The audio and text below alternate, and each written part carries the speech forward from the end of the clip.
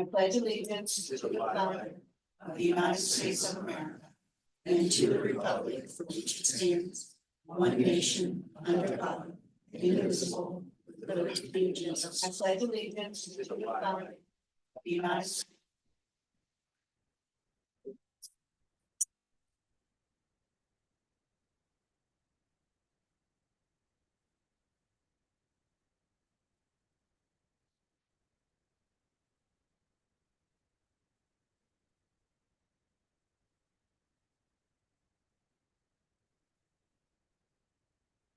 All right, moving on to section B, superintendent, Dr. Motion to approve the agenda Oh, as please. presented. So moving on to item 3, motion to adopt the agenda. So moved. It's been moved by Mr. Molina. Is there a second? Second. Second by Mr. Ramirez. I want to say Garcia, and I knew that was right. It's going to be a long night. Please.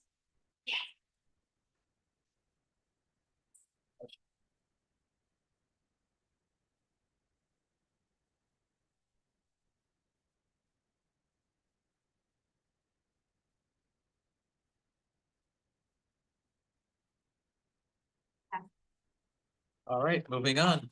Now a superintendent report, Dr. Spurgeon. Thank you, Mr. Straka. So since last we met, I've been able to do some presentations and participate on some panels.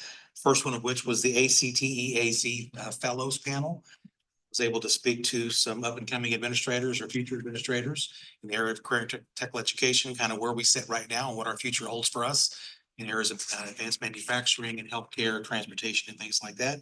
Second thing, I was able to spend some time at the Wickenburg Leadership Institute, try to go up there at least once or twice a year and speak to their community members that are in their Chamber of Commerce Leadership Series. It's always a great session when we get up there, we get great questions, and they're very avid supporters of West-MEC. And so they're looking forward at some point in time, maybe getting something of West-MEC up in that general area. Was able to participate in the Glendale Chamber of Commerce Education and Workforce Readiness Now and for the Future panel. I brought with me CJ Hartsock from Avondale Toyota and Josh Minke from UTI, and we did a trifecta presentation about our partnership. It's almost a pay me now or pay me later philosophy, as some students can leave us and go right into Avondale Toyota or other dealerships, or they can go through UTI and get their master's level technician, come right into Avondale as well. And so we've created, we've taken that, taken a collaboration where there may somewhat have been a competition for individuals, and really talked about the power of that collaboration, working together for our students. So that was a great opportunity for all of us. And then just yesterday, I was able to spend, I only got about 10 minutes, but I was able to present a West-MEC update and overview of projects and our metrics from our performance with the West Valley mayors and managers at Litchfield Park. So we had a number of all of our West Valley mayors and managers there yesterday, which was a phenomenal event. Other meetings, I was able to meet with Agua Fria in their healthcare academy. We had a working lunch with some healthcare CEOs and other members of Agua Fria's leadership team, looking at how we might be able to increase our work in healthcare to produce some more workforce individuals for that career field. And so it was a great conversation. We have another follow-up meeting coming up within the next couple of weeks to continue that conversation. We met with Glendale Council members Baldonero and Halsey to give them a West-MEC update and overview. And we have one of them that's going to be taking a tour with us. One of them is a new board member. One of them is a board member that's leaving. So we offered the opportunity to learn more about West-MEC. So we have one of those schedules coming up. The Arizona Commerce Authority reached out and wanted to know what we were doing in the area of advanced manufacturing in the semiconductor space. And they got an hour full. So they were very impressed with the work that we're doing. We've kind of done our work somewhat quietly, not necessarily a lot of talk, but a lot of work, breaking some ground and getting some things done for the semiconductor industry. And they were very impressed, and they want to continue that conversation. They have a group of folks that come in, around 60 of them, that are all centered around advanced manufacturing and semiconductor. And they've asked us to come in when that group comes back in again to have conversation around the work that we're doing and how we might be able to partner and work it forward. Along the same lines, Scott Holman, as you well know, used to be with TSMC, is now working with Amcor and doing their deployment and bringing all that system together again. And they've partnered with TSMC. So now we have a convening meeting with both of them, because when you have access to the CHIP money, you have to spend a specific percent of that money on workforce development. We don't want to duplicate our efforts. So we're going to collaborate and work together with both of those entities to try to see if we can get something done for West-MEC and keep that ball moving forward. Got a chance to meet with the City of Surprise Economic Team. I invited them to come to West-MEC to get an update and overview. and an update on our projects. And one of the things that we were really working hard on is the city of Surprise. The average age of the cities, folks that live in the city of Surprise has come down from in the low 40s now to potentially be in the upper 80s. So it's a younger group.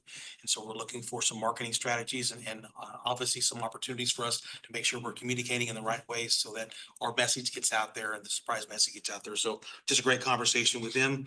And then just want to make you aware of a couple of events.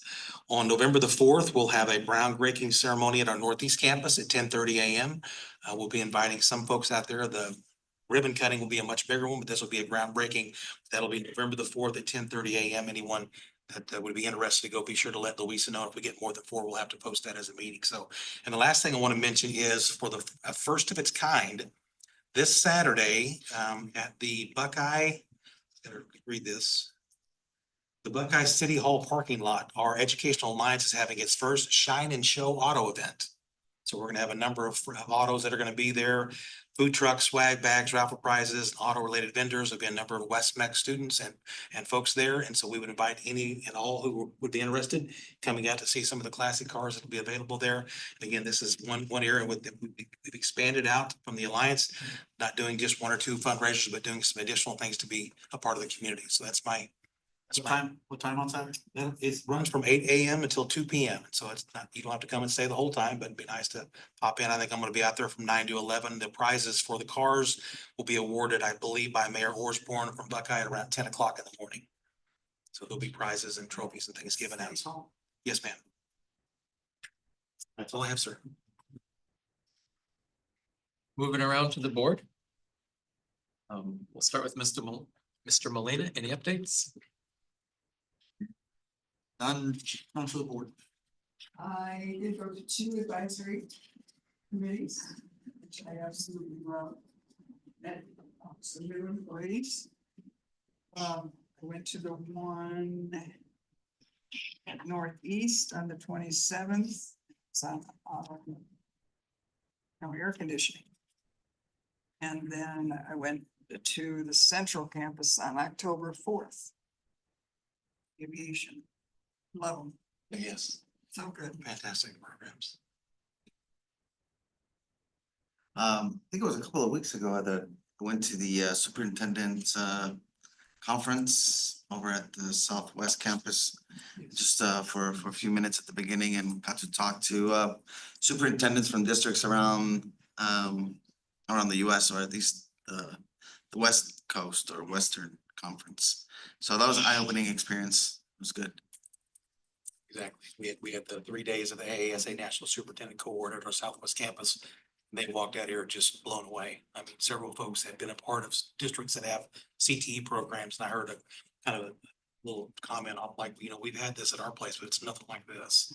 So I think what we do at West-MEC is really special and very, we already have a couple of folks that would like to bring some of their team members back, look at setting up some potential programs like what we have. So thank you for doing that, by the way. Sure. Yes, I do have something to.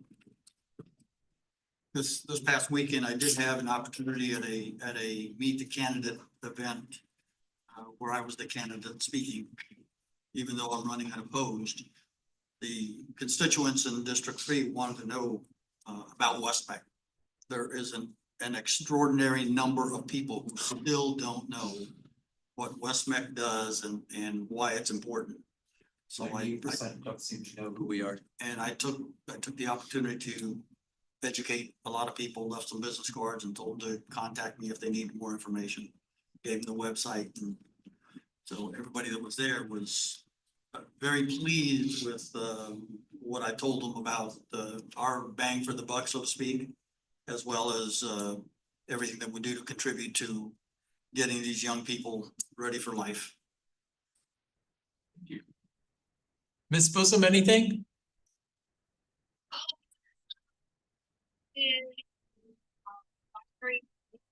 As well with security, which is very informative. I'll get to as the leader. One of the big takeaways I thought was really great is our expectations of how many students we could accommodate went up to 218 additional students, which I thought was great. And then on October first, we also toured the Northeast campus with the Dream City or Dream Center, where Hope lives. These are for all your folks. Foster care program and also project care, because we're trying to open up our doors, and I know that we're not going to be able to help all of them because there are some transportation issues.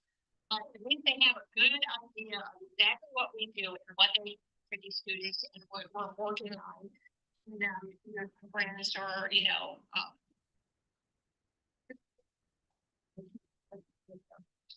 it was very productive. Thank you, everyone.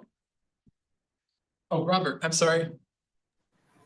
Oh, no worries. Yeah, so I got to attend that ASBO conference in Nashville. That was pretty interesting. They were a lot of discussion on getting students engaged, work-based learning opportunities with culinary arts. Some states are doing some amazing work on developing their programs. And then there was one, of course, they noted the transportation, the barriers to a good, successful CTE. So there was conversation along that as well, and what other states are doing to try to remedy those kinds of barriers. Yeah, it was a lot of really good alignment with different states, different superintendents, and different board members. It's pretty interesting. That's all. All right, thank you, sir. All right, moving on to call to the public. Any calls? No cards? Any call from the public? Hearing none, we will move on. Section D, recognitions and celebrations. I believe Mr. Gabaldon is going to come forward.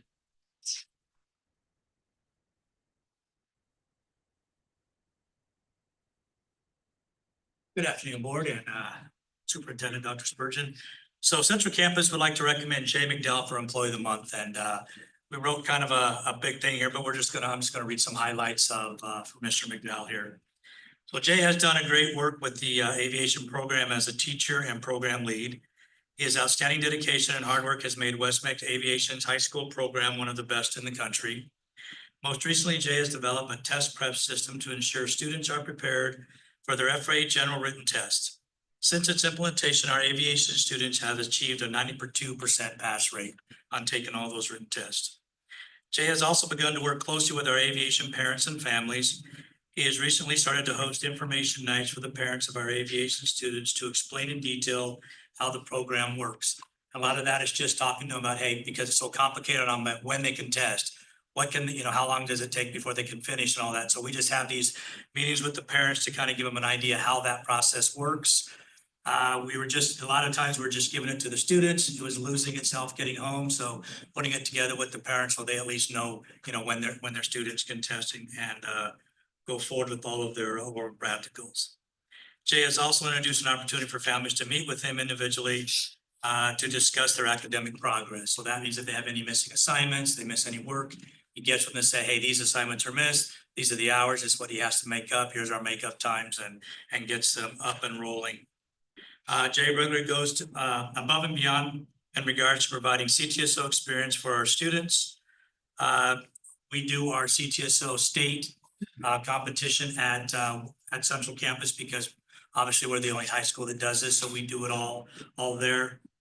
Jay has connected with the Air National Guard, and they come and they are judges for this competition. Because of this opportunity for our students, we regularly have students compete and place at the National Skills USA competitions.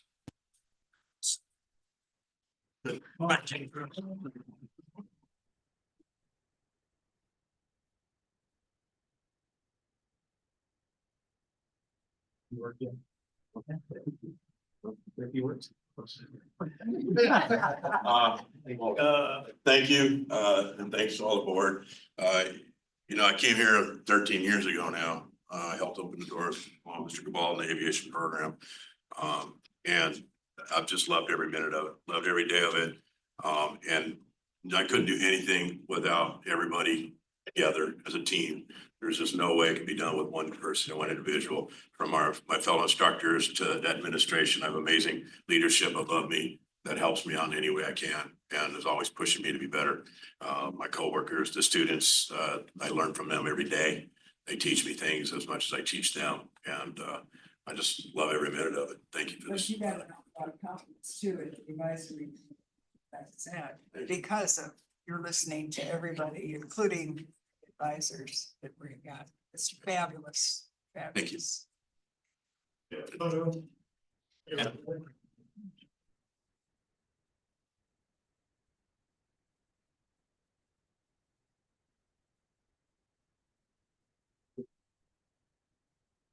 Oh, yeah, I do have one. Have more chai too. That's close. Yeah.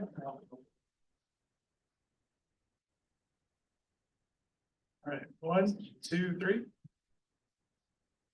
And hold on a second. It's really orange in here. Yeah. Lens caps on. 1, 2. Thank you. Thank you.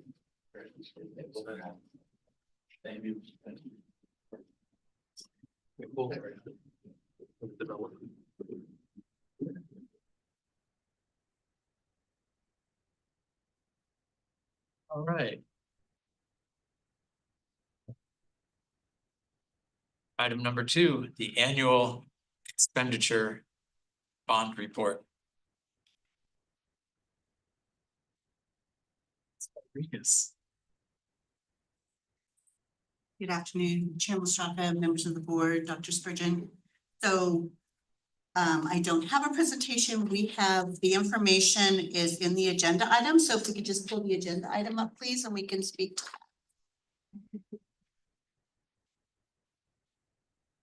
that.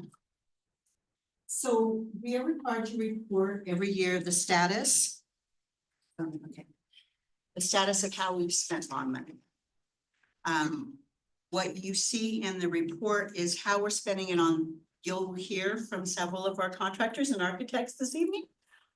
They're helping us spend the bond money. We spent a little bit of it last year. So by the end of June, and that was primarily on architectural type work that we're doing to prepare for the construction. Next year, when I come back to you with this report, we're gonna have almost all this money spent, because we have projects going on that are due to open up in August of this coming, fall, a little less than a year from now. So, but this evening, what you have in front of you is what the cost of those projects are and what the bond balance remaining is. So we have $50 million in bonds to spend. If you look at the projected cost of these projects, which you'll hear some of the projected costs this evening with the request to approve the guaranteed maximum pricing on these projects, we will be looking at a projection of $82 million to complete the 4 projects. We had planned and we have in reserve, and you see that as well. You'll see the AFR later, the annual financial report, that we have in reserve about $51 million in capital. So that capital will go towards finishing the balance of what the bond doesn't cover. That was designed and strategically reserved for that purpose. And so we'll be able to still have a balance in the reserve for capital, but successfully complete these projects. Any questions? Questions from the board? That's what the money was for. So I do have a question. Last year, we voted to pay $6 million for our reserve and pay off the bonds and accelerate our bond program to build capacity for the future. Where does that come in? That's already taken out of the balance. So I've got that set aside, the balance of the carryover of the capital, which is what we were asked to do. Now, we can't use capital money to pay down bonds. So what we're gonna do is use some of the capital money to finish off the bond projects and then leave $6 million in the reserve in the bond to pay. So it's just legally what we have to We do. applied that money off. What I'm hearing, we're moving money around, but We can't take capital money and pay off bonds. yeah, It's can we not- take bond money and pay off the bond then? That's what we're gonna do. And Okay, we're gonna use because capital money to Yeah, because when we did that last The year, bond projects. it was $6 million and at 5 to 5.5%. It would have been a $300,000 a year save on interest. Or, yeah, 300,000. So after a year and a half, we should have $450,000 saved in interest. And then each year that would generate another $22,000 in interest saved. So how much of that have we realized? Do you understand my question? I understand what your question is, and I don't have the bond matrix in front of us that we have with that pay down schedule. What I do know also what the board has approved is the just leveling off the tax rate for the bond, the debt service as well. And in doing that, we're able to accelerate the payback of our bonds. Because we're trying to provide for future boards, not carrying a, And also, it also helps the district build capacity. right. the If bond we were to future go out capacity. for a future bond election, yes. Could I get, or maybe could you pass that to all the board of where, how that $6 million was applied and? Absolutely, I can give you that information for sure. Also, Mr. Drucker, just one reminder that Brian was gonna pick the actual ones that were the best to pay off. Right. So which we'll add that information to that as well, because And I would assume it'd be the highest ones because But it it just could would be. make sense because as we roll forward, it's like pay off the highest interest and let it just snowball. Correct. That's what he said. All right, yeah, if we could get that just so we can see how that's rolling. Sure, I can pass that on to you. No question. How much did you say was the balance on the capital outlay after subtracting the amounts for the projects? Well, we have about $50 million that we're carrying forward in capital. And we're gonna use 32, Okay. so that leaves a balance of 18. It's a nice, healthy balance. And we have any rollover from this past fiscal year? Yes, we did.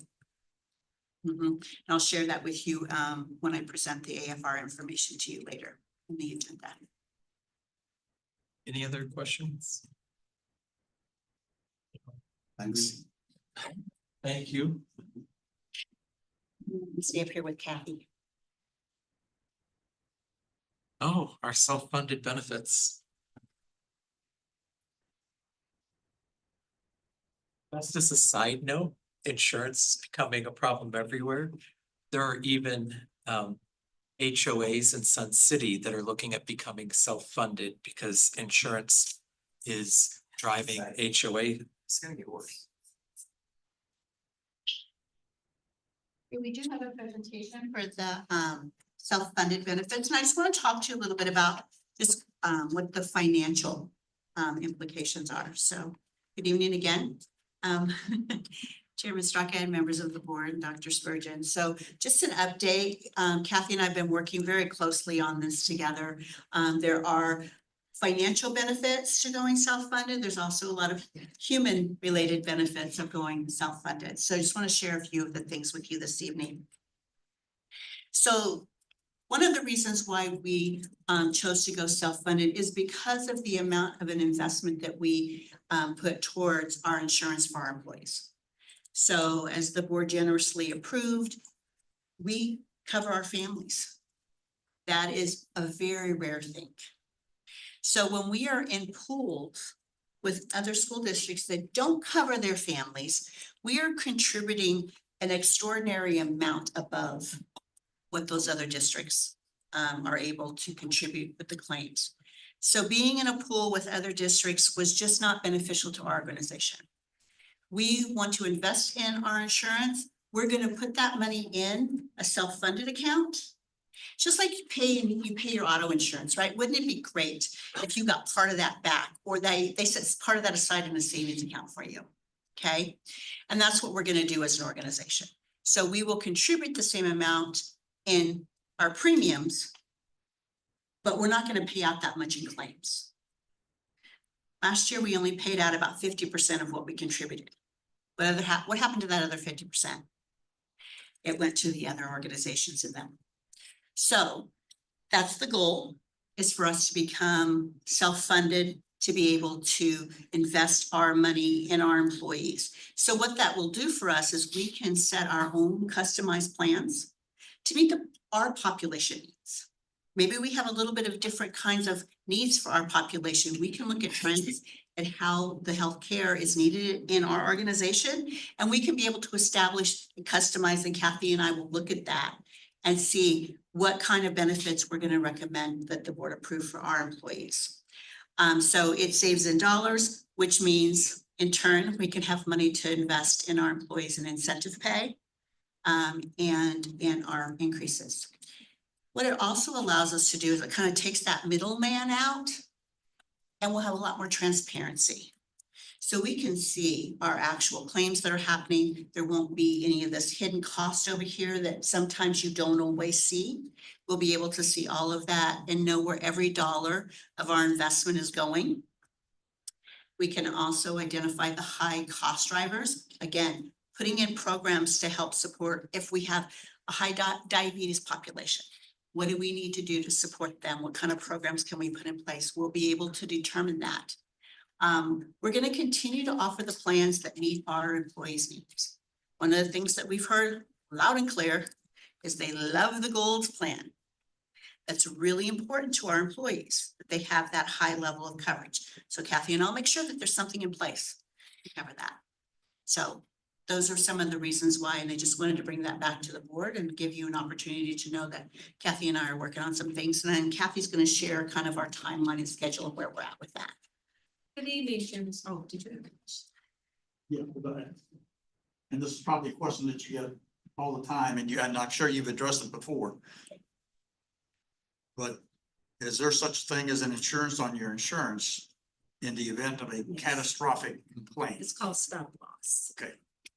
Yes. And the reason I bring it up is because I think it needs to be heard again and again until it sinks into people that there is, because we know that there's always going to be the got you claim that. Right, if somebody has $1 million medical Exactly. condition. Yeah. Yes, we do have stop loss. Thank you for that question. And we will set it accordingly so that, and since we run good claims, we anticipate we'll have a good stop loss premium that will be paid.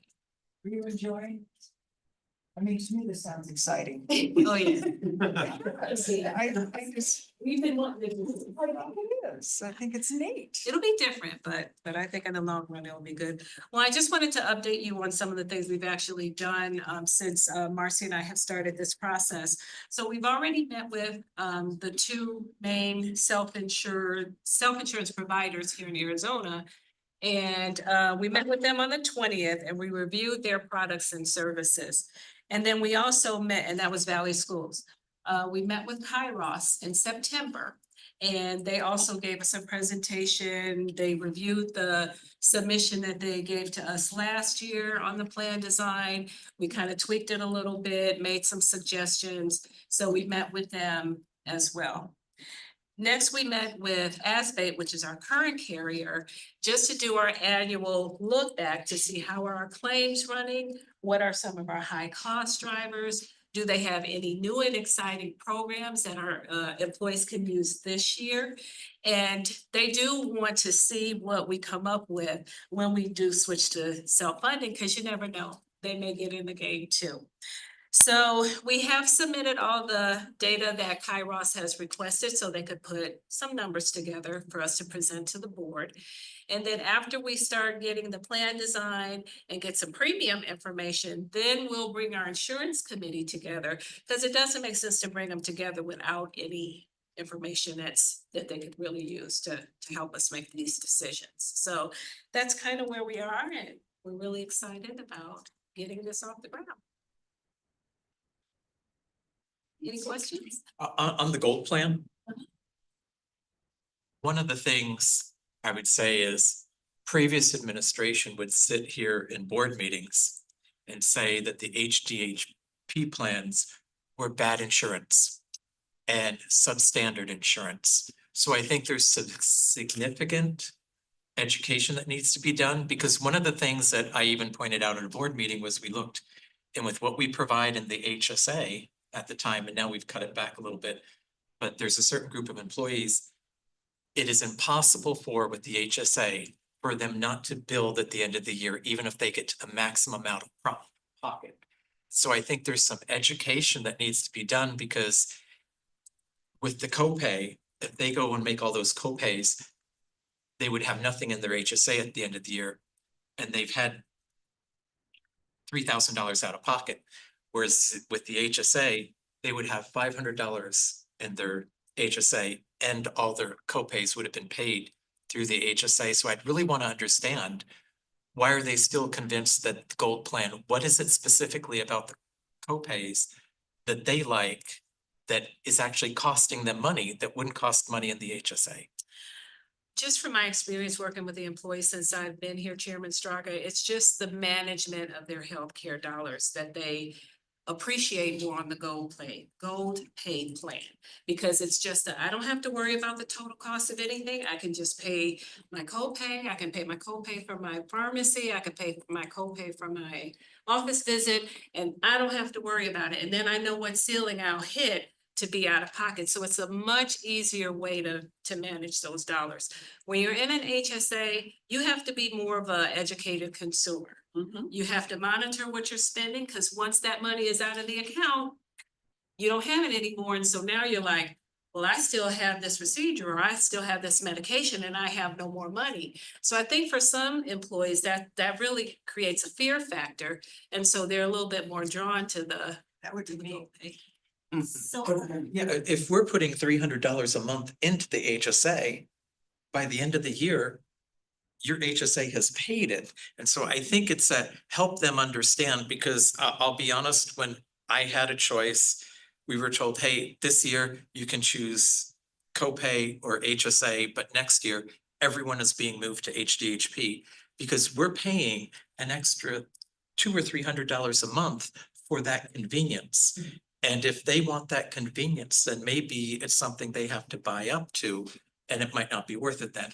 And those are all things that I think we should look at.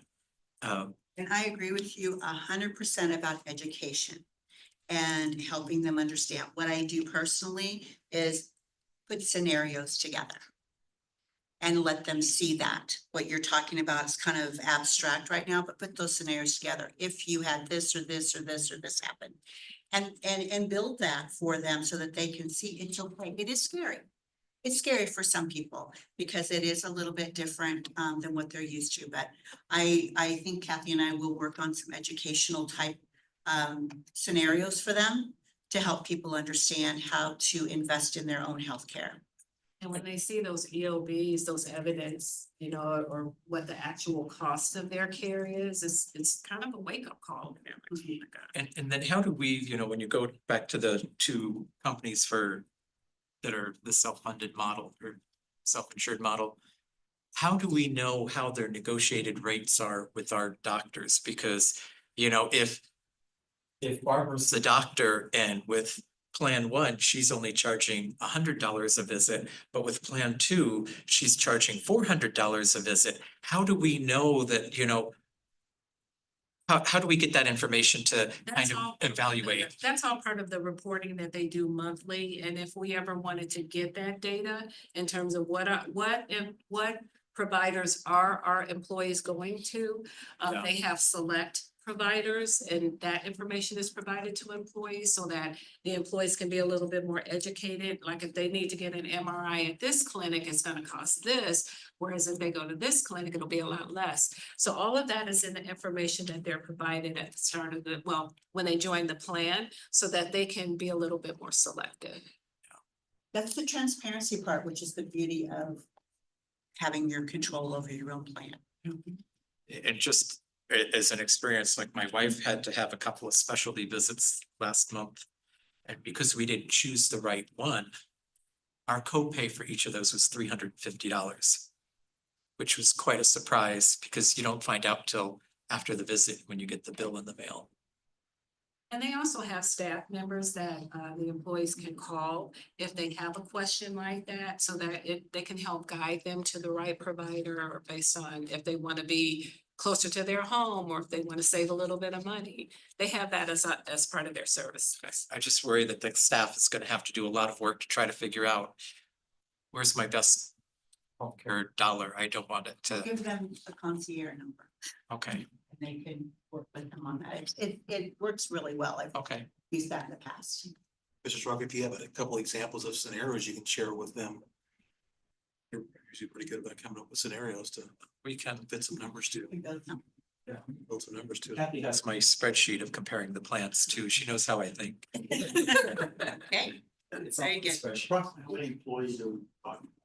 That are benefits eligible, I would say roughly about 130. And they're on various plans, so some of them are on the Gold, copay Gold plan, some of the HSA, some have family coverage, some don't. So, but if you want that information. Very good. Any other questions? Ms. Bosom, Mr. Garcia? I'm good. You almost said Ramirez. Ramirez. No. I see Mr. Garcia in the corner of my eye. No, I have nothing. Thank you.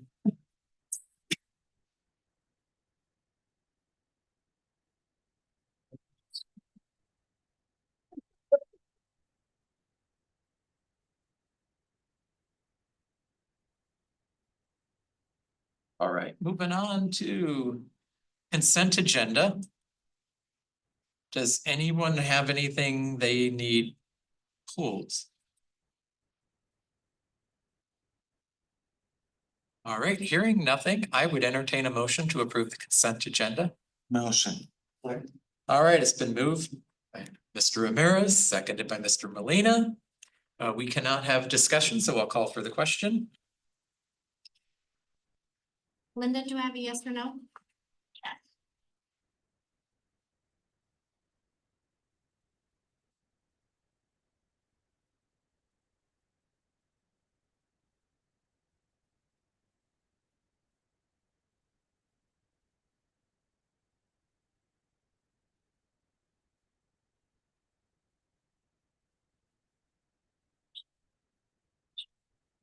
Okay, thank you. Moving on. Action items. Item number 1, guaranteed maximum price for the Agua Fria Career in Academics. Are you just gonna be up here all night? Stay up here. We should have had a nameplate for you. Again, thank you, Chairman Straka, members of the board, Dr. Spurgeon. We are going to ask you to approve several GMPs this evening. And the first GMP that we're going to look at, present to you, is for our Agua Fria Career Academy. And this evening I have guests from SPS Plus and from GCON, who will be doing our work. They've been doing beautiful work, so I'm excited to show you what they've done. And again, this is going to be kind of like the process we've had on a couple of our other GMPs. We're going to do kind of a phased approach. So a GMP 1 for a preliminary to get things started, and then they will be coming back to us at a later date with the GMP 2. So at this time, I would like to bring them up and allow them to introduce themselves and present information to you. Chairman Strugger, just a reminder to the board, the reason we're doing it in phases is because of the wait time and the lag time for all of our equipment. That we have to get these things approved to get them moving in order to get all the equipment in time to open in July, August. So I don't Evening. I'm Morgan Ellig with SPS Plus. I'm the K-12 director and have been working on this project with Dr. Spurgeon and the team. I'm Tiffany Fisher with GCON. So we'll just, do I have control of this with the arrows? All right, we'll just jump right in the agenda. We're gonna go over the site. Go through each building. We'll look at some exterior renderings, some interior renderings, and some floor plans. And then we'll touch on budget and schedule. So the site is Agua Fria High School. The north is actually to plan right. So it's in the northwest corner of the site. It was originally the bus transportation maintenance yard. West-MEC is currently negotiating to buy the property, and this is where the site will go. Quick site plan. We're looking at 4 buildings with 4 programs. Plan left is the admin building, so it's kind of the gatekeeper for the site. There'll be controlled access through there. Then to the right of that, we have the HVAC and electrical buildings. So we both have labs and classrooms for those, as well as an outdoor yard for the HVAC plan. To the right of that is the diesel program. We have a classroom, a large lab, and an outdoor yard, and also lots of overflow into a paved area. And then down below that is the welding program. So we've got an outdoor yard, we've got an indoor lab and classroom. And then we have basically a connecting component on that for the site. This is just a quick overview, aerial shot of the overall project. Then we'll get to the admin building. So this is when you first approach. This is a rendering of the exterior as you're approaching the admin. This will be the control point for the site. Floor plan, pretty simple program. We have a lobby to receive public and students. We have a student commons to the right that is actually becomes the gateway to the rest of the site. Then there is a huddle space, which is basically a small conference room, hoteling area for staff that are just in and out visiting the site, and then a dedicated office as well as a break room and a workroom. A quick view of the approach into the lobby with the reception counter and the conference huddle space off to the left. At the student commons, so expect there'll be vending machines here, things like microwaves, places for students to gather and take a rest. As we go out, we'll go to the air conditioning technology and electrical trade specialty building. This will be the approach off the main promenade from the exterior. The floor plan here, you'll enter into a touchdown space that has a view into the electrical lab. We have an electrical classroom, an HVAC classroom, a large HVAC lab, and then a large HVAC yard, as well as some dedicated offices and a significant amount of storage for all the equipment.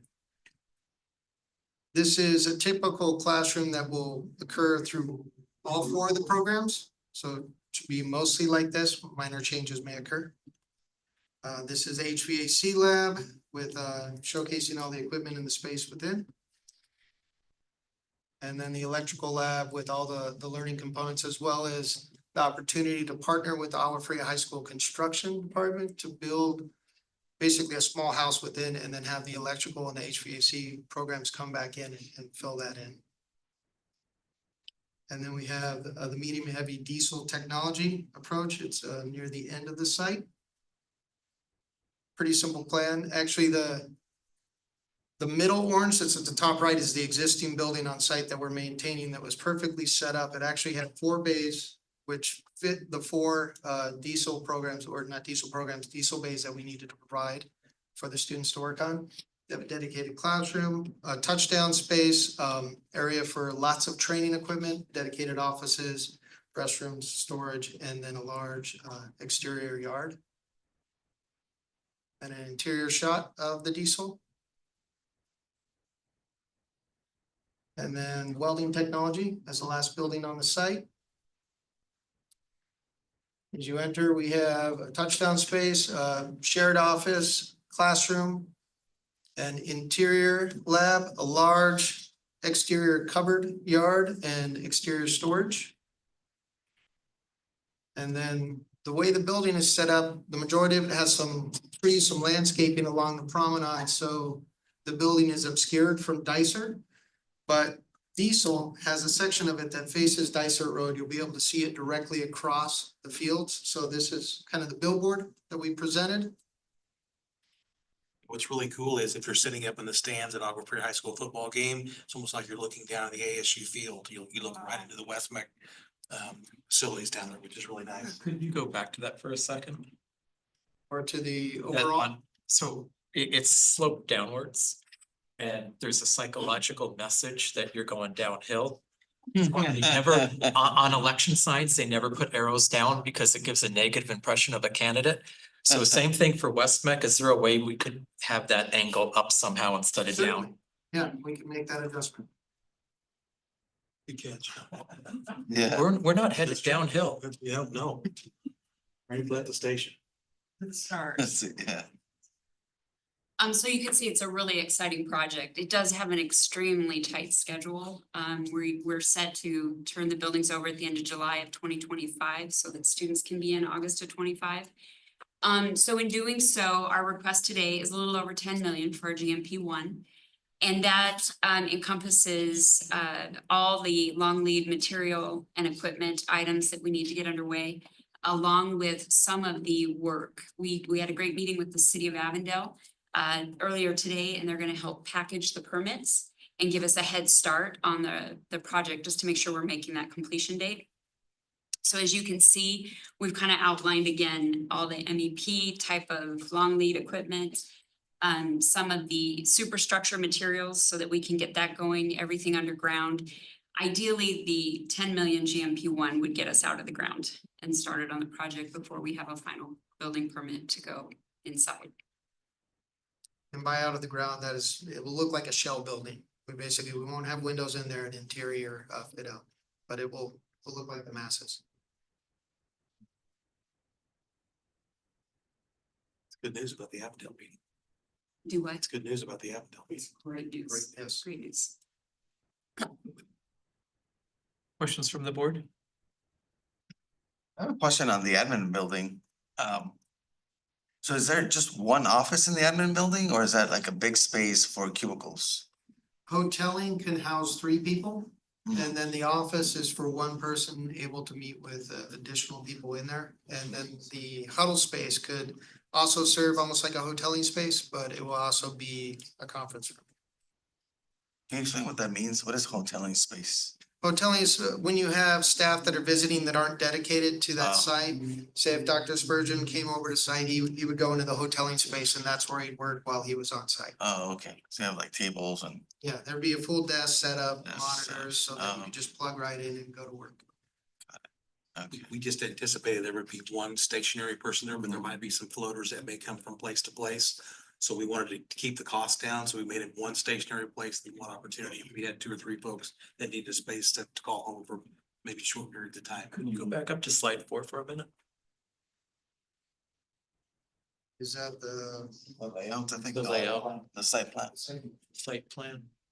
So was there a reason that 4th building's at an angle? And my thought is, if we made that more straight and moved it up, if we ever needed to build another building near it, by doing this diagonal, we've kind of cut off a lot of space to add another building. And so what's the logic of having that at a diagonal?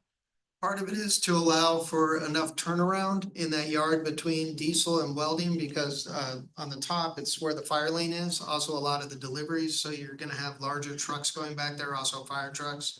They need a certain amount of area to turn around, so we're squeezing that in with the edge of the site. The site boundary is about 15.5 feet planned south of that corner that's angled. And if we rotated and pushed it back, it starts to get closer to the properties that are to the north. We do have where the faster forward buttons are. We're maintaining that area for future building as well, that I believe is 8,000 square feet possibility. The civil engineer is working to provide drainage in other areas and retention and maintain that area, so in the future, we don't have to regrade the site. We can still add a And program. the noise factor Yes. for welding. Yeah, I was just thinking if you Yeah. even up towards the end of where that curve is, then you could add to the east side of the building if you ever needed to, and it just, right now, I think there's more wasted. I'm just thinking of how, what's our, I guess, let me go back to this. What is our capacity, what is our demand and what is our capacity for these buildings? And if we grow, like welding seems to be a really high demand. If we wanted to add to welding and it was more straight lined, we'd have more. That's just my thought, Dr. Spurgeon. I guess that's a question for you to answer. That was a question I asked early on in the process to make sure that we had space here. There's 8,000 square feet for additional expansion right here to the left side. One of the biggest reasons here is the noise, because we have all these neighbors back there. We were trying to turn it in a place where they wouldn't get that grinding noise so much directly behind where the Yeah. spot was. Quite a few apartment complexes that are just north, on the north side of that.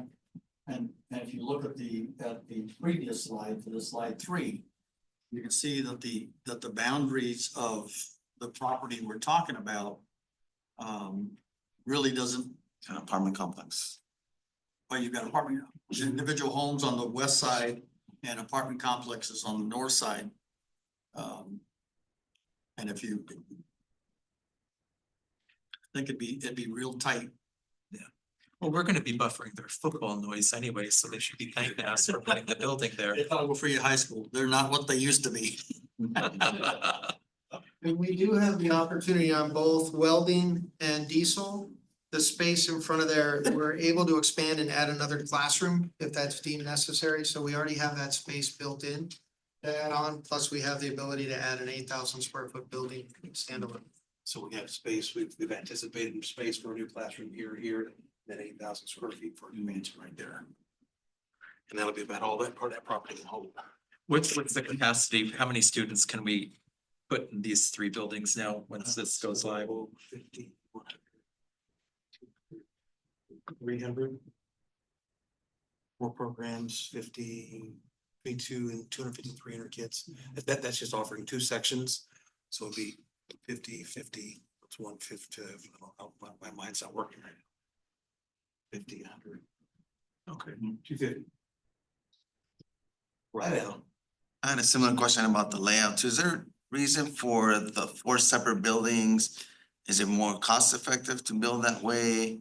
What about energy costs, utility cost, future expansion? In my mind, I'm not an architect, but I was thinking, what about one big building or one big one and a little one? I think we came to Dr. Spurgeon and the team with about 5 or 6 site plan approaches. Yeah, We're gonna work through that, and some of it came through the programming, the separation, creating admin as kind of a gatekeeper, mm, allowing the students out of there. We did look at an option where we combined admin and HVAC, and it didn't quite work, and it didn't have a huge cost savings. We went through that exercise. The dark orange building is diesel. That's an existing building, a big portion of that we're adding on to.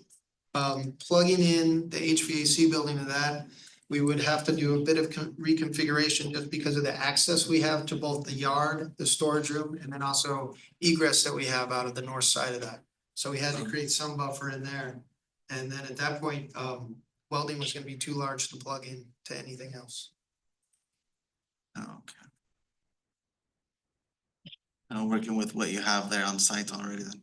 Yes. Partly. So the orange building is already there. The dark orange, the other three are new. Basically, where you have the part that turns down, if you carry that line straight back, that's the existing portion.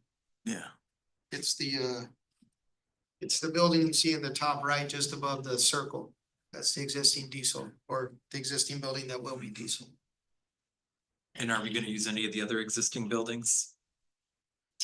The only other facility that's there is the old bus barn, and it's just an old brick building that they're tearing down. It's falling The apart. middle section is just a covered parking space. Okay, I was trying to figure out what those were. Yeah, that's just a covered park space. It's been there for a long time. So. Okay. Any other questions? Ms. Wiley? Ms. Melinda? On the phone, any questions? Good. This is probably one of the I'm most, good. most exciting I've seen around all of our projects from that general vicinity. Very exciting. Great job. Great work. A lot of work to get here today. Thank you. I just want to compliment them on how great they have been working with our staff and really understanding what the needs are of these programs and be able to design them in the way that we currently, because we have these programs and they're very successful at some of our other campuses. So we're excited about the work that they've done. Love the pictures. yes. Great. All right, a motion. Is there a motion? Make a motion to approve the CMR, is it CMR? No, GMP as presented. All right, been moved by any other discussion? Right. Call for the question. I probably typed out again. Linda, do I have a yes or no? Yeah.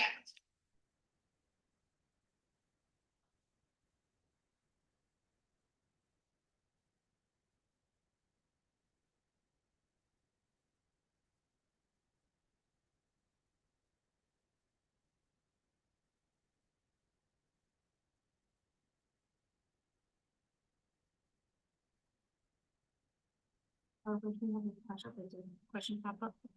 Yeah. There it is. Motion carries. Thank you.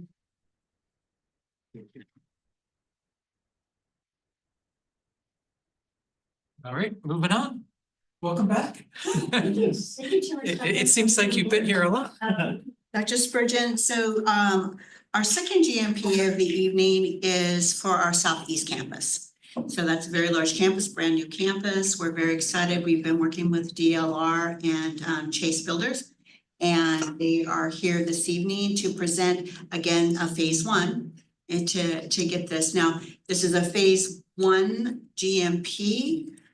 We will actually have two GMPs again for this project. And then we will have a phase two, hopefully in the future, once this is complete.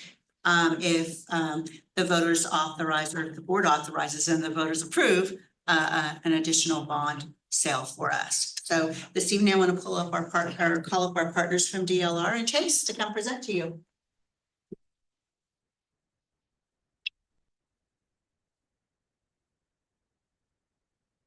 The Algodon property. Yes, sir. I'll introduce myself. I'm Matt Bremer, an architect principal at DLR Group. Been leading the design with our wonderful design team and with Chase on this project. And as was pointed out, this is just for the first phase of the project. And we're starting here with this image of the front entry of the building. You can see how the architecture really starts to make an impact with the exciting location of this new campus. And in the first phase, you can see the site plans. The one on the left there shows the whole master plan, which we presented the last time I was here. And then the first phase, we're only talking about the small vertical sliver there on the right. And so as you can see, we're planning, to use the site very diligently. The first phase will have a majority of the administration spaces. So we really want, and the big canopy that I talked about. So we really want to, make sure we place that correctly in the middle of the site for the future. And this would be the view as you approach the building, knowing that most of the side of this building will, phase two will plug into. And you'll definitely still see that canopy. Definitely make a statement from the freeway with the canopy. You can see just the exciting colors, the orange, obviously the West-MEC brand. Since the site's right along 101 and Thomas, it's no one's gonna pass by and not know that it's West-MEC for sure. And I'll just kind of lead you through. So as you walk your way into the main entry, under that canopy, lots of ample shade. A lot of the geometry kind of tying back to the West-MEC and all the other work that's been done on the other campuses. Really creating a comfortable and welcoming environment that's safe for students as they're coming into the new campus. You can see in the center of the image where the entry into the administration offices, but there would be a larger entry for a majority of the students throughout the day through the left, right behind the plants and where the glass is. And this is an image showing inside of the administration area. It's a secure administration vestibule, I'll say, before they check in at this front desk, before they can go into the rest of the facility. Our graphics team has already been well underway designing all kinds of really exciting graphics to help with wayfinding, help lead people through the building, create a very professional experience. We definitely, working with Dr. Spurgeon and the team, wanted to create something that is a professional environment. It's not your typical school as you're walking in to the building. And so you can see the numbers there on with the directory on the right. And don't worry, we've planned enough space for phase two within that space for the additional pathways. Stop just a second, there'll go back just one slide. There'll be 5 programs to start. Coding will not be there, but the other 5 will be. Advanced manufacturing, medical assistance, cybersecurity, welding, and physical therapy will be our first 5 coming out of the blocks.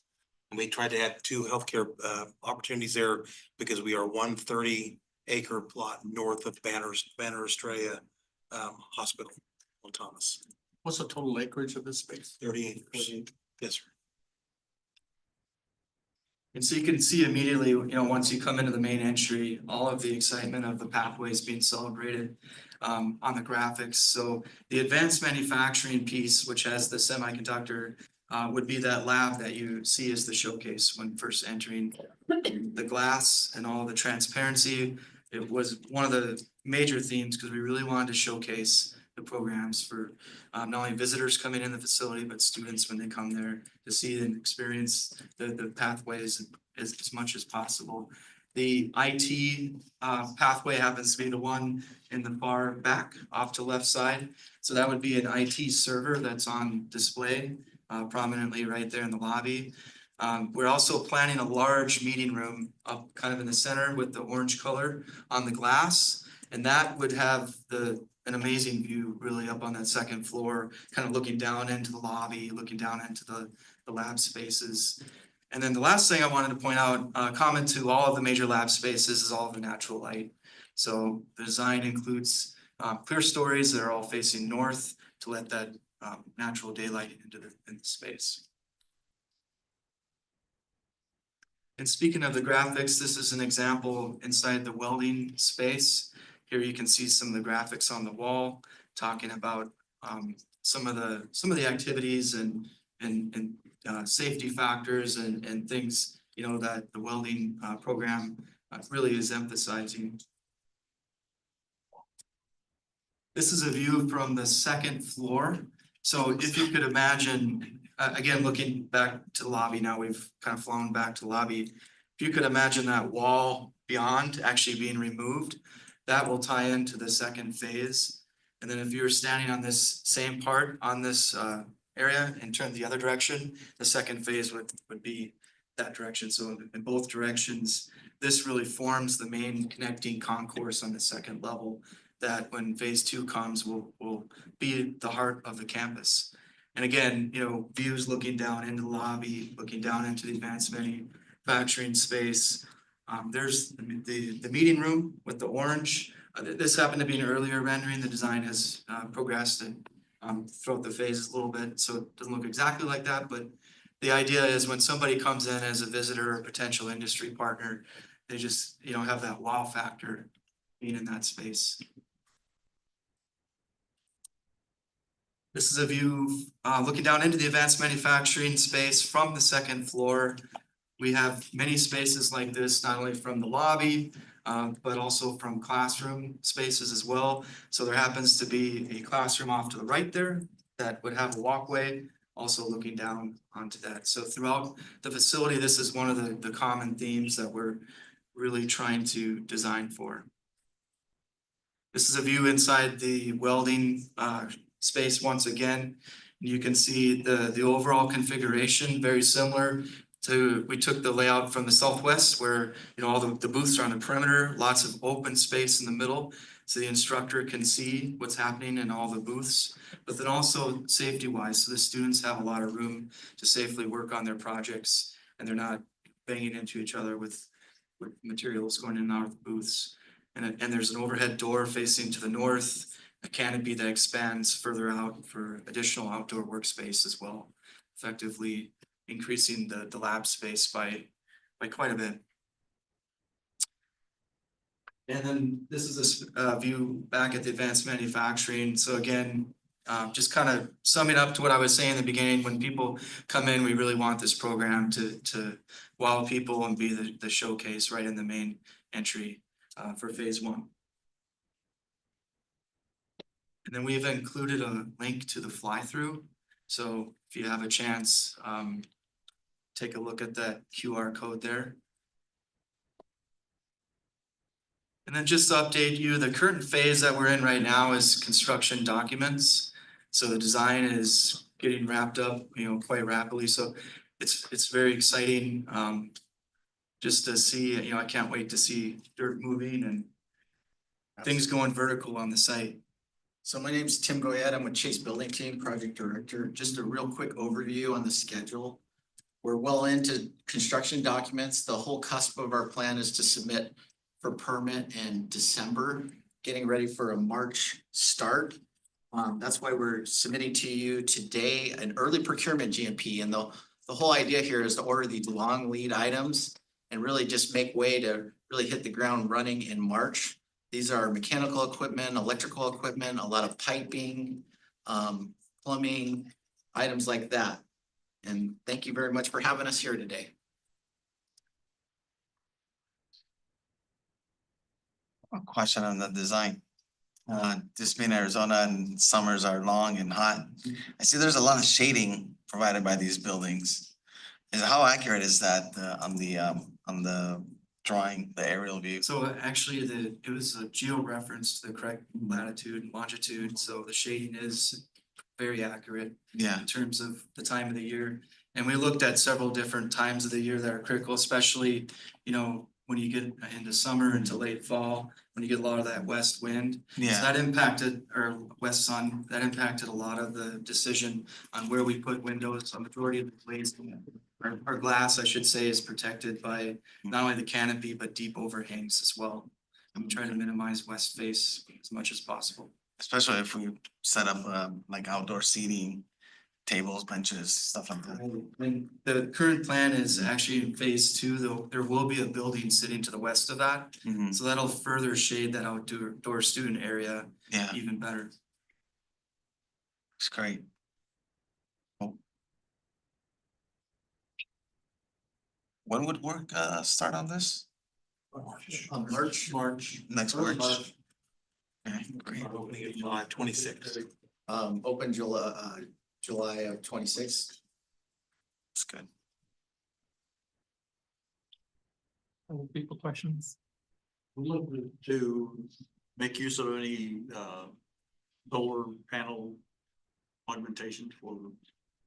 We've talked about it, but we haven't explored it.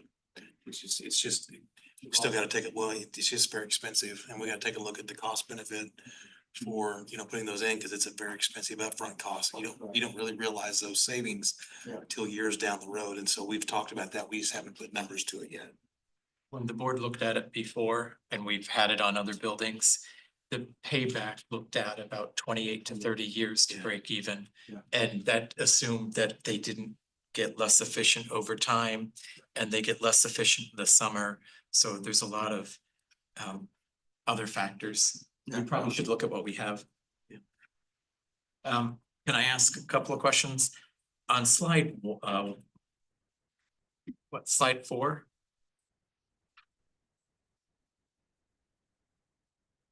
I am, and that last slide as well. I'm thinking, we have, schools have to be more safe now. We have a possibility of a school shooter. When I see this slide 4, the next one down, that glass wall on the left side, the first floor, looks like just a high risk for student safety long term. Is there any way we could have that same kind of material on the straight wall there on the right, be at least on the first floor on the left? Because if I think school shooter, somebody could be outside the building and just shoot at kids right through the glass. Yeah, I mean, we looked at ballistic rated glass. I think we're still working through the budget and overall. That's why I'm thinking a different kind of material might be a better option for us. And then if you go back to the other slide, if this is where students and the public come in, that does not also, I'd like to see something more secure for students long-term that would allow us to have a more secure place to start a lockdown.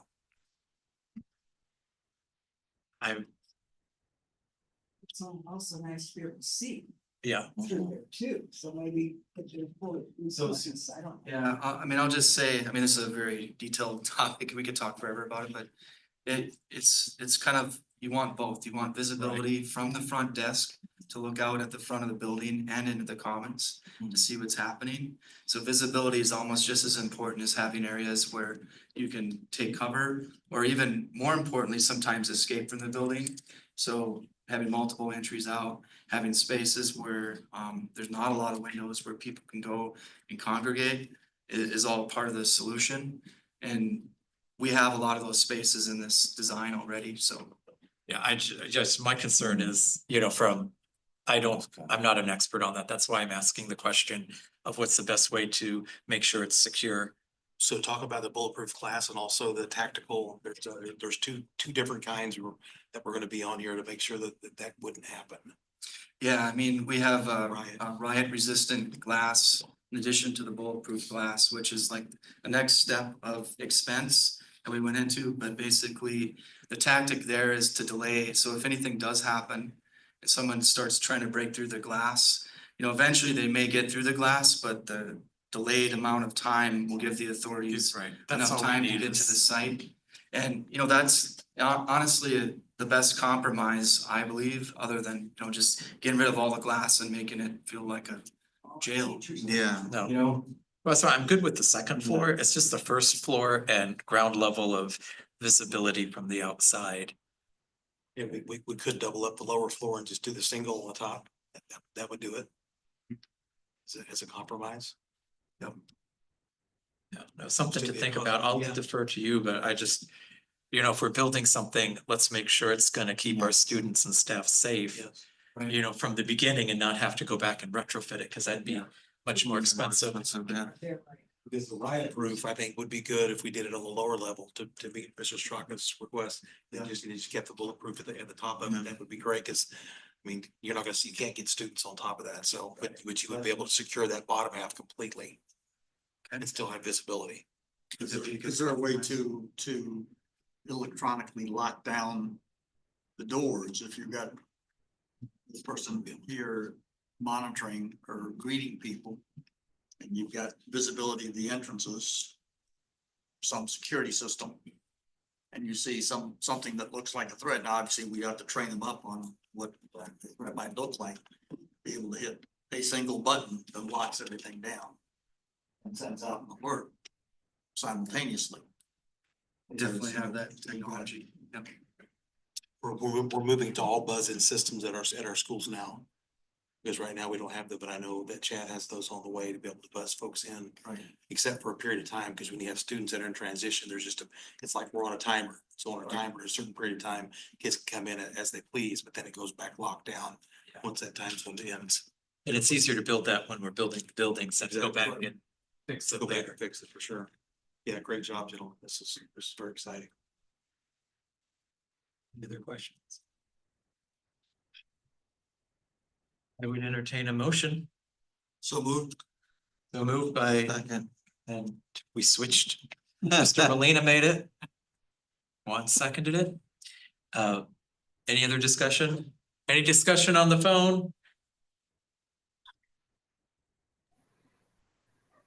Looking at going on that security thing, Mr. Chairman, as long as I couldn't really tell by the drawings where the admin building or where the admin would be sitting, because it's that visibility as well to be able to see them coming in case there's a threat coming or something's happening outside that they have to see rather than coming out physically. Being able to see outside. So I know you talked about removing some of the glass of the first floor, but I would maybe put some ballistic glass around where an adult admin would be able to look out in case there's a student runs in and says there's an emergency or something. They should be able to assess that from the inside without having to get up and going outside. Yeah, they said we could put bulletproof or some riot-proof glass on the first floor and regular glass on the second floor to kind of mitigate some risk. Yeah, okay. So maybe to make sure that administration has a view outside as well. Perfect. Thank you. Right? What's the question up there? Okay. Yes. Yeah, to Louisa. Thank Oh, you. there it is. I must have an old laptop that's slower. Better feed the mice. Barbara, yours is lagging.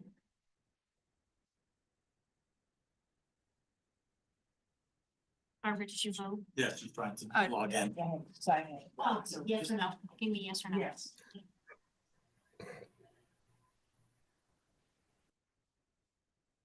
Okay, motion carries. Thank you, gentlemen. Great work. Thank you.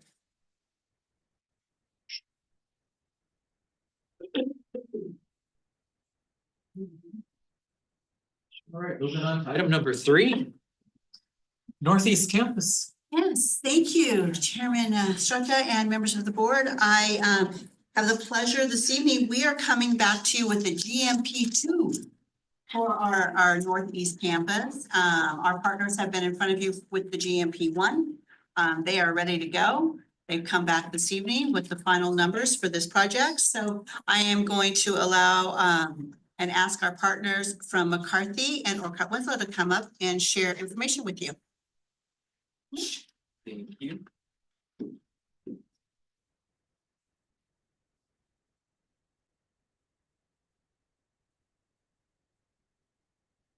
I'm Scott Swinsky with Orcutt Winslow. I'm Judd Dyer with McCarthy Building Companies. And we have, like she said, the second presentation with the second GMP, and so this will be a little bit truncated on the front end as far as going through the facility, but we do have a couple of updates that we can provide. So quick agenda is just to reorient you to the project and the overall timeline, and then give you some updated visualization. And then we'll get into the GMP2. And so just to reorient you, we're talking about the future building pad, which is on the bottom left of the screen. So this is at the Northeast Campus where most of it is already built out. And so we're adding the single facility in the back of the campus. And so our You Are Here dot has moved to the right and is aligned now with GMP2, that second price tag.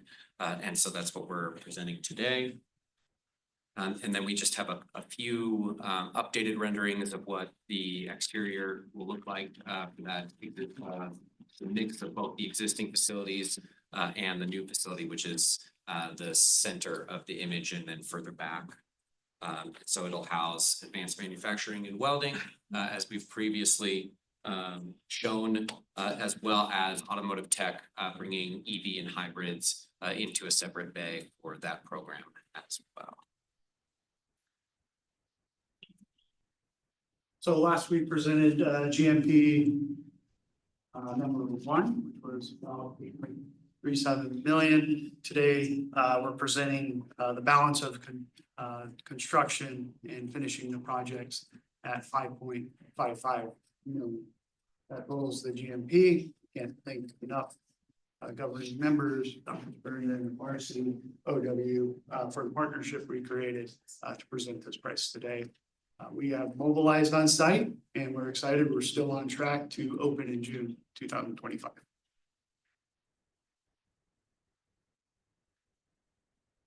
Taking a lot of conversation to get here, hasn't it? Yes. Lots. The electrical and fire alarm, that 10,057. That an additional cost or increasing cost? That's actually saving back to the projects. In the last GMP1 we presented, there's been some design opportunities that we found to offer that back as a credit to the overall GMP. Right. Awesome, thanks. And again, this is the groundbreaking on November the 4th. Project. Very exciting.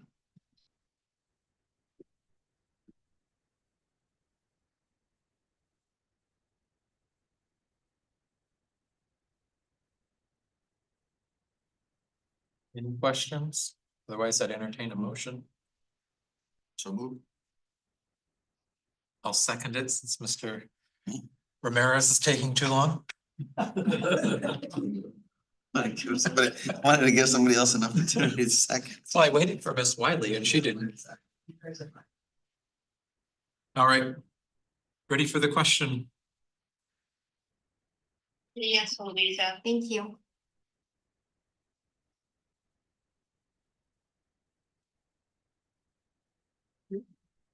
Mine just came up. There it is, yeah. It takes a long time for the snail to go across the Yeah. floor. It's the carpet. Motion carries. Thank you. And again, I want Thank to you. thank our partners. They have been phenomenal at being out there. When you're adding to an existing site like that, there's lots of different dynamics to that. And so they've been really good about working with our teachers and our administrators to make sure that we're as least invasive as we can be when we're working on an existing site. But thank you guys, great work. Thanks. Thank you.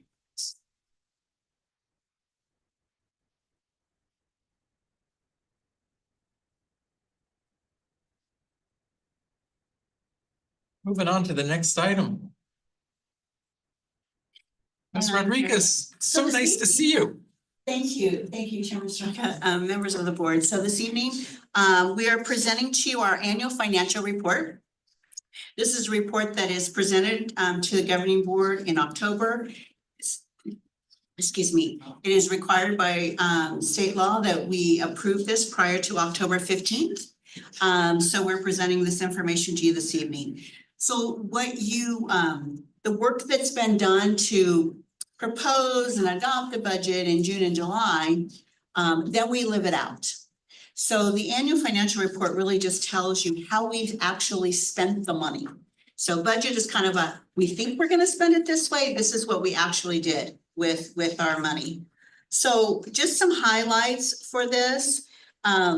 We have the big major funds that we have to work with are maintenance and operation and our capital outlay budgets. And you all have this information on the agenda. Louisa, can we project this, please? So that we can show our folks at home.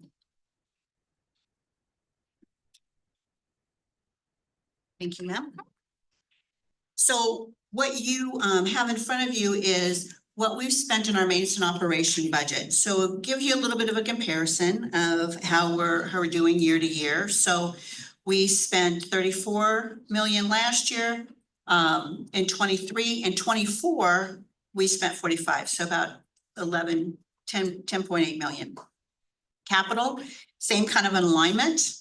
We spent a little bit more, and as we grow as an organization, you're going to see this growth, right? And in our expenditures, as you see our enrollment growing. And then with bond funds, a little bit less. But I tell you, when we come back to you with an annual financial report next year, this number is going to be a lot bigger, a lot different.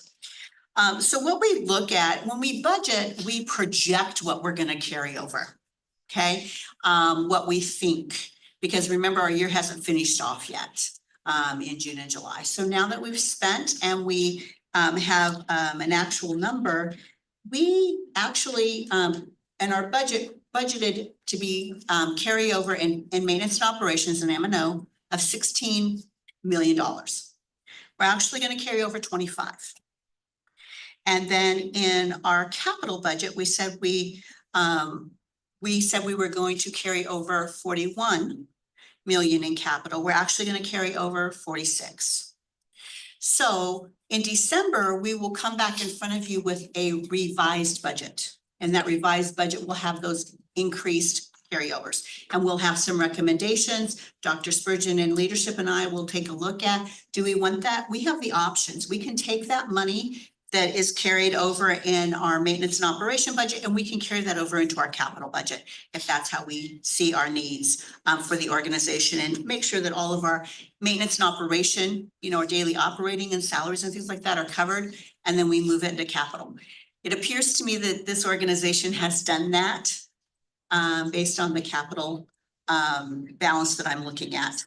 So you also have school level reporting that will come with this as well. So you've got these big reports. If you want to look at the detail and see how every dollar is spent, you have these reports. And I would be more than happy to entertain questions on any of the annual financial report. But this evening, our recommendation is that you approve it as presented. So on the $10 million jump, how many more students did we see that resulted in that $10 million? What was our ADM in 23-24 versus 22-23?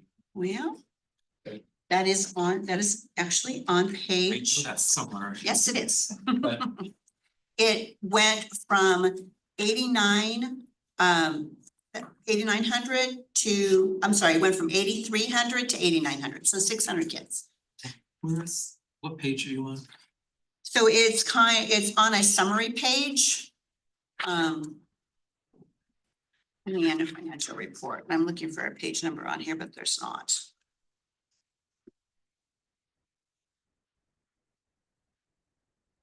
I'll just, okay. I believe it's on page 9 or 10. After that. I apologize, there's no page numbers on here. What's the number again? 8,300? Yeah, 83 in school year FY 23 and then 89 in FY 24.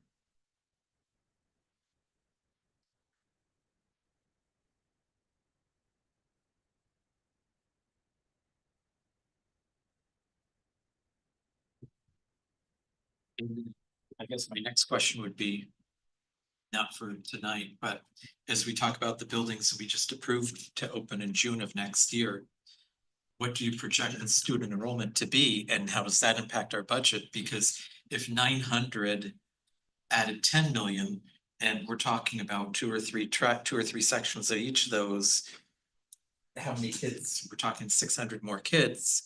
What does that do to our budget? Yeah, and it will grow it significantly. Now, I would just want to remind you that 10 million is not increased in revenue. That's the expenditures. Oh, that's right. Yes. So the. I'm mentally thinking, wow, we're getting all these kids and it's tons of money.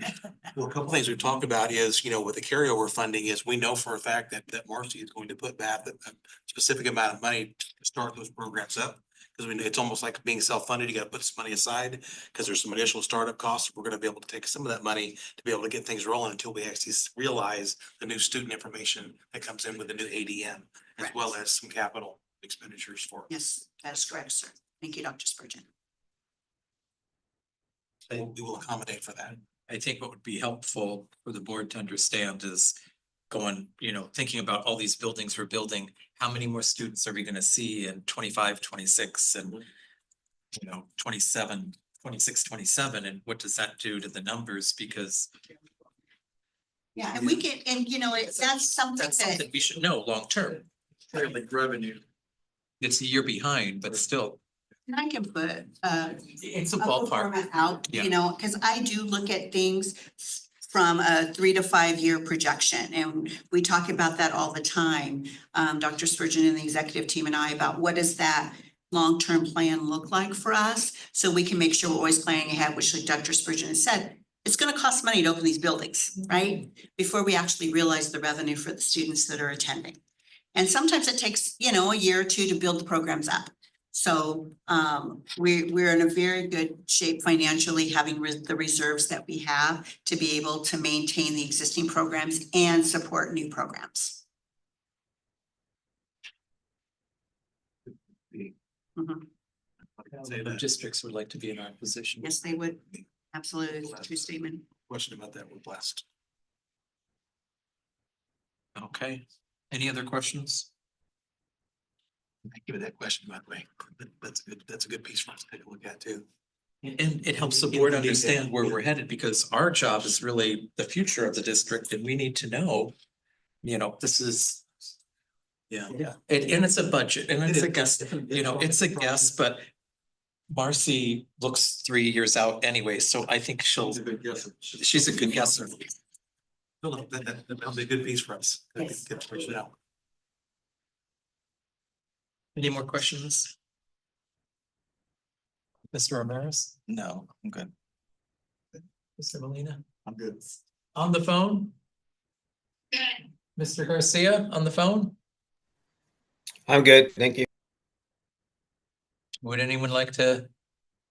Motion to approve the budget, the annual financial report as presented. Is there a second? I'll second. All right, There you go. there we go, somebody knew. almost got her. We almost got you, Barbara. She's not ready. Linda, have yes or no? Yeah. Thank you.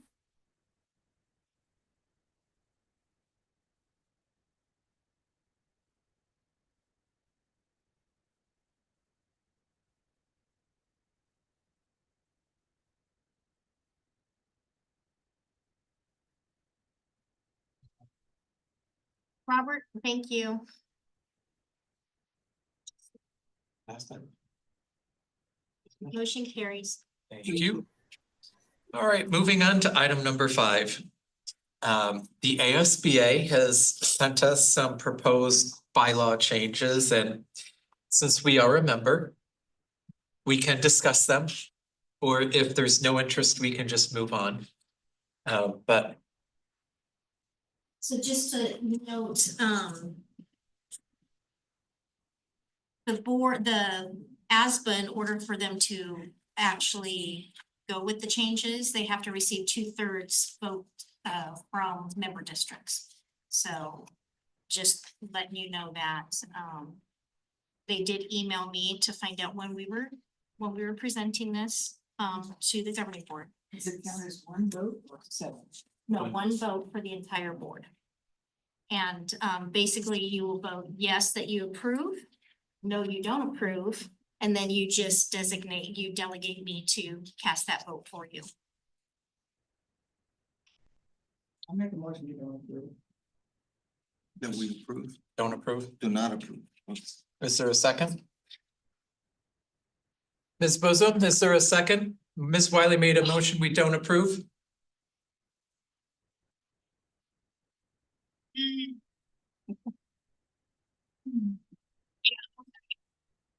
Okay, Have a discussion. and we can have discussion. We're not participating in as well.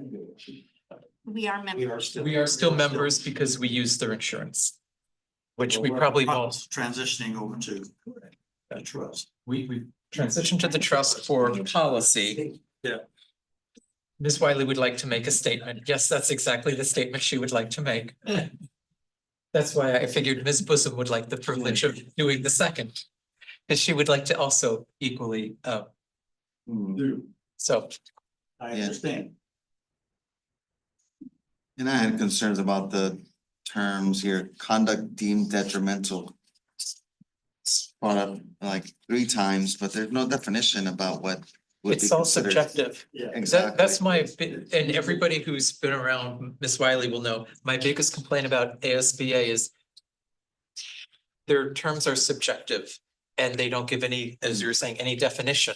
Give them the And power. it's like, what is adequate? Mhm. You know, who determines what's adequate? Yeah, Inadequate never seems to be enough. So, there is a motion, any call for the question? Made by Robert Wiley, seconded by Linda Bosom, to motion to authorize Louisa Brown, Governing Board Secretary, to vote no on the proposed changes to the Arizona School Boards Association bylaw. All right, and Mr. Molina has called for the question, so Ms. Brown, we're ready to go. And a yes means no, just to clarify.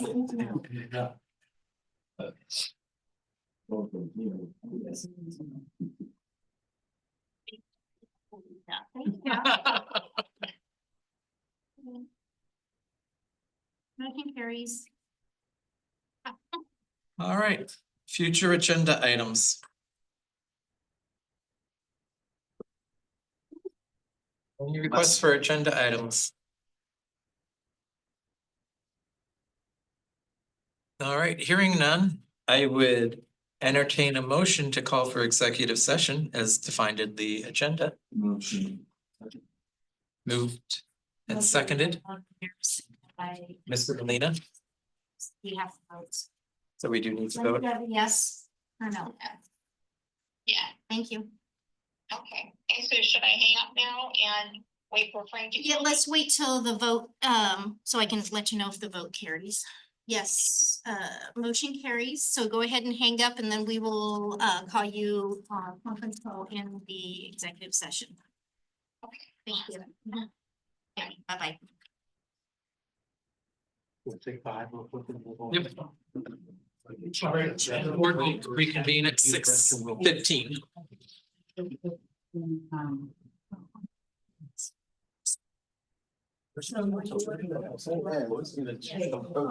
She's been changing up every week. It's starting to get a little better. Yeah. Good chance. Your ads are so really good. Yeah. And so many people.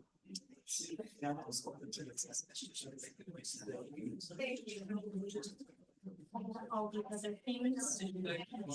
I got all the other stuff, so I will just, this was really good. So my question is, we have two more members left. Maybe she's learning. You have electronic signatures for them? Yeah. Really? Okay. Yeah, to the- she gains weight, so I cook it. And then. I got all the- Do they? It's, Do you have this book? I don't know, it's usually, you season it with the bottom of the skillet, you know. Okay, yes, and it's me, somebody, I'm leaving on a plane tomorrow. So I'm gonna go upload this tonight and then I'm out of here. Okay. I'm getting. Except mine pieces, about a few hospitals, so they're super thick, so I had to do.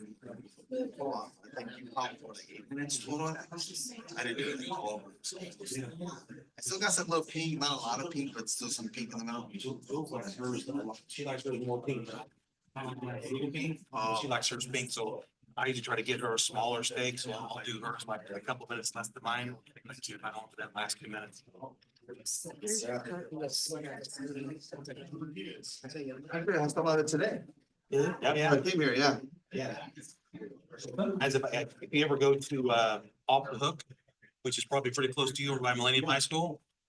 Sometimes those steaks are so thick, you gotta have them cut them in half. And sometimes I'll just get one steak and just make one, and I'll cut the half, and Jules and I'll have half and half. Those are big enough, but those are good steaks up there. Now that you mentioned that, I actually saw it, you know, like, oh yeah, there's that place. Yeah, and they have probably 8 or 10 different kinds of sausages. Oh, I'm trying to get my andouille sausage there for my red beans and rice. Like I get my bacon there. I get my roast there when I'm over there. I pick up 1 or 2 roasts. I'll have to check your hours. No, two, it's. And then all bunch of stuff is all frozen. You got the barbecue sauces and all the things. I love the vegetables, twice baked potatoes, they all kinds of things over there. It's off the hook. It's over by Millennium High School. Off of Old Wigwam, that's in school. I'm gonna go in there to get some set up. Get what you pay for. I'm so sorry. How you doing? Good. Do you have an update for us? Yeah, we have a really new update that you're not gonna like. Gonna be after it's gone. If you guys call and want to talk to the attorney, then you're going to put the time that you did that. This is gonna be a separate executive session. So where you're gonna talk to the attorney, so That would be I saw one. Scott and they can stay in there. And then time you guys called to the meeting and just any directions. do we have to vote to get No. this second? No. Okay. No voting. No. That's just for messages.